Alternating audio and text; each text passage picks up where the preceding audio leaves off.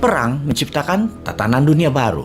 Mereka menciptakan sistem keuangan yang baru juga, menciptakan aliansi politik kekuatan yang baru, menciptakan blok perdagangan yang baru. Dan untuk menjalankan sistem baru tersebut, sistem yang lama harus digulingkan. Yang berambisi menumbangkan hegemoni Barat ada dua negara saat ini, Tiongkok dan Rusia. Tiongkok dengan economic approach-nya, Rusia dengan military approach-nya. Dalam perang di Ukraina yang telah berjalan 6 bulan ini telah berhasil merubah banyak wajah dunia, merubah sistem dunia. Sampai cryptocurrency pun diserang oleh Barat agar turun nilainya karena dipakai Rusia untuk transaksi pengganti dolar sebagai shadow currency. Semakin lama perang terjadi di Ukraina, semakin banyak yang bermain di belakangnya. Blok baru tercipta, sistem baru tercipta. Semua dikarenakan demand dan supply serta keberanian bermain pemimpin negara bermanuver di kancah internasional. Sahabat, untuk mendukung informasi YouTube Bosman di channel ini, kita memiliki sebuah channel baru, Be Media by Bosman, yang isinya data valid dari sumber berita yang bukan dari berita mainstream utama dunia, namun dari berita fakta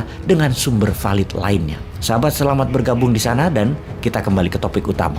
Ada sebuah realita baru di medan perang Ukraina saat ini, yaitu Rusia ternyata mengalami kekurangan senjata dan kekurangan amunisi setelah di awal salah mengalokasikan logistik pangan dan suplai barang yang dalam sekejap berhasil diperbaiki. Namun ternyata saat ini realita baru terjadi. Di lapangan, Rusia kekurangan senjata tempur personel, senjata tempur regu untuk peleton, dan senjata berat lainnya. Secara data lapangan terdapat informasi bahwa Rusia telah kehilangan 1.600 tank, 10 pesawat pembom, 20 pesawat kargo, 50 helikopter, 450 peluncur roket, dan artillery piece. Kita mengetahui negara agresor seperti Jerman di Perang Dunia Kedua adalah pemproduksi mesin perang. Begitu juga Uni Soviet. Sekarang Rusia menghasilkan mesin perang nomor 2 di dunia di bawah Amerika. Namun kapasitas Rusia hanya 30%-an dibanding Amerika. Industrial military complex Rusia secara jumlah nomor 2 di dunia, namun bukan yang teradvance. Secara nilai ekonomi, senjata Rusia mensuplai ke 66 negara di dunia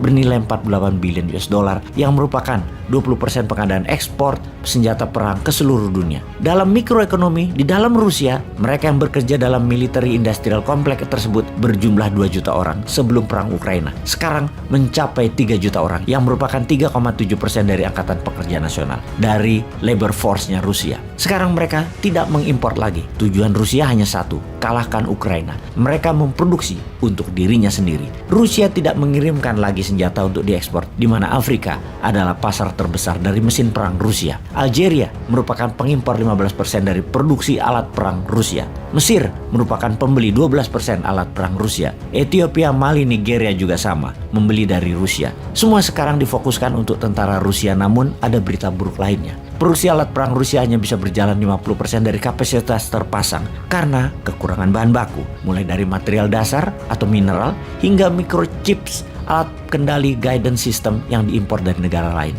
Rusia lagi kena embargo. Rusia hanya bisa memproduksi alat perang personal untuk jarak jauh seperti roket dan peluncur roket yang memerlukan tracker, tidak bisa banyak lagi produksinya.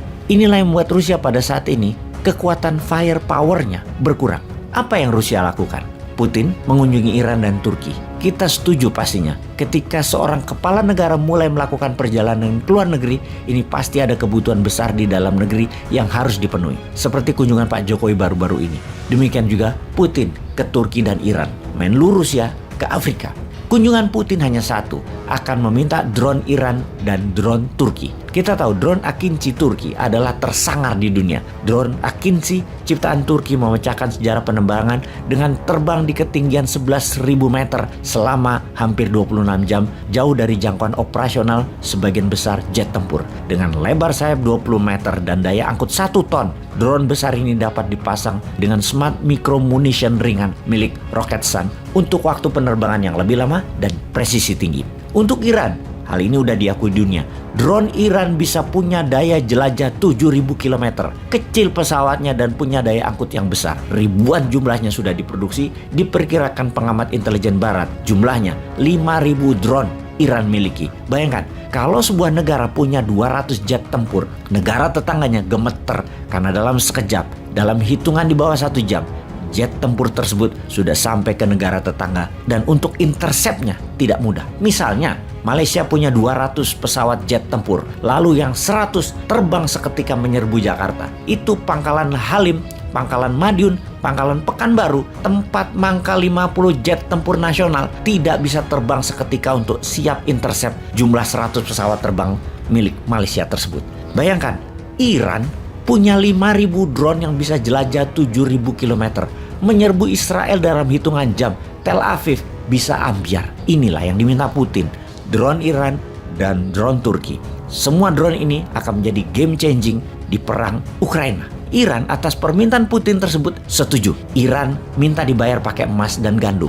Emas yang Rusia kumpulkan atas pembelian gas dan oil selain dibayar pakai rubel, sekarang emasnya diminta Iran. Turki juga begitu, minta dibayar dengan seluruh gandum Rusia dan Ukraina. Turki akan jadi raja gandum dunia.